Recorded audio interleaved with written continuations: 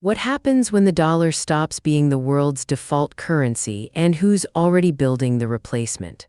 The first Bretton Woods system, hammered out in 1944 at a New Hampshire hotel, tied every currency on earth to the US dollar and the dollar to gold. It wasn't idealism, it was leverage. America held 2/3 of the world's gold. Everyone else needed to rebuild. By 1971, that deal collapsed. Nixon closed the gold window. The second Bretton Woods era dollar dominance without the gold anchor has ruled ever since. Now, some economists and geopolitical analysts are asking, what comes next?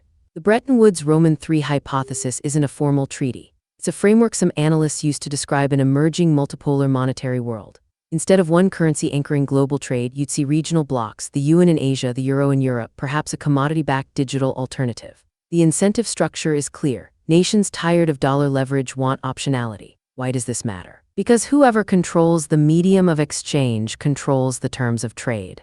Look at what's already happening. China's SIPS payment system bypasses SWIFT. Russia, after sanctions, accelerated alternatives. India and Brazil discuss selling trade in their own currencies, not dollars. None of this is conspiracy, it's just arithmetic. When the US weaponizes financial infrastructure, other powers build workarounds. The cost-benefit calculation shifted. Staying dependent became riskier than fragmenting. But here's where the hypothesis hits friction. Replacing a global currency system isn't like switching software. The dollar's dominance rests on network effects. Everyone uses it, so everyone needs it. Breaking that requires coordination among rivals, which is precisely what rivals don't do well. China won't cede Asia to a Western-backed alternative. The US won't voluntarily surrender seigniorage, the profit from issuing the world's money. So what does Bretton Woods III actually look like? Most likely messier than any of its predecessors.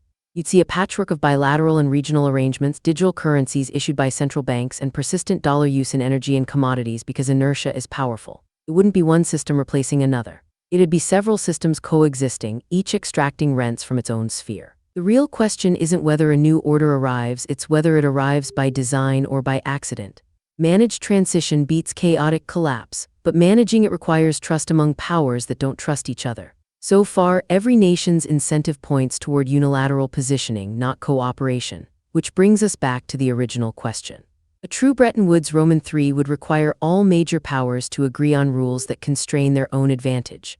That's never happened. What we're actually watching is a slow, uneven shift toward redundancy, not a single replacement, but a world where the dollar no longer has a monopoly on global settlement. That's not a hypothesis anymore. It's already in motion. This video is for educational and informational purposes only and is not financial advice. Always do your own research.